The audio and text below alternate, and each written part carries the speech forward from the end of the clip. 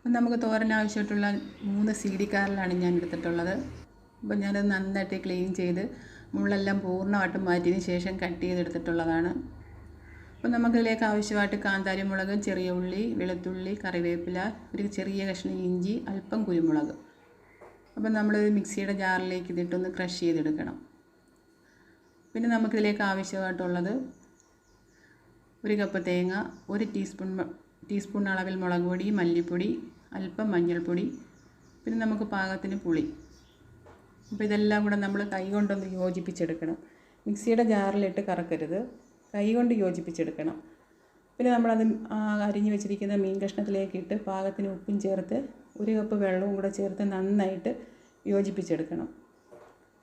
ആ യോജിപ്പിച്ചെടുത്ത മീൻ നമ്മൾ സ്റ്റവിൽ വെച്ചിട്ട് നമ്മളൊരു ഹൈ ഫ്ലെയിമിൽ ഒരു തിള വരുന്ന വരെ നമ്മൾ അടച്ച് വെച്ച് ഒന്ന് വേവിക്കണം. ആ വലിയ തിള വന്നു കഴിയുമ്പോൾ നമ്മൾ ലോ ഫ്ലെയിമിൽ നമ്മുടെ മീൻ ഒരു 5 മിനിറ്റ് വേവിച്ചെടുക്കണം. 5 മിനിറ്റ് കഴിയുമ്പോൾ നമ്മുടെ മീൻ നന്നായിട്ട് വെന്ത് കിട്ടിയിട്ടുണ്ട്. അപ്പോൾ ഇതിനുള്ളിൽ കിടക്കുന്ന ആ വെള്ളമൊക്കെ നമ്മളൊന്ന് വറ്റിച്ചെടുക്കണം. സ്പൂൺ കൊണ്ട് ചെറുതായിട്ടൊന്ന് ഇളക്കി നോക്കി ആ വെള്ളമൊക്കെ ഒന്ന് വറ്റിച്ചെടുത്ത് തോത്തിയെടുക്കണം.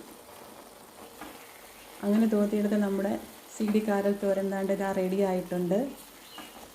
അപ്പോൾ നിങ്ങളെല്ലാവരും ഇതൊന്ന് ട്രൈ ചെയ്ത് നോക്കണം കേട്ടോ. നല്ല അടിപൊളി CD കാരൽ തോരനാണ്. ഓക്കെ.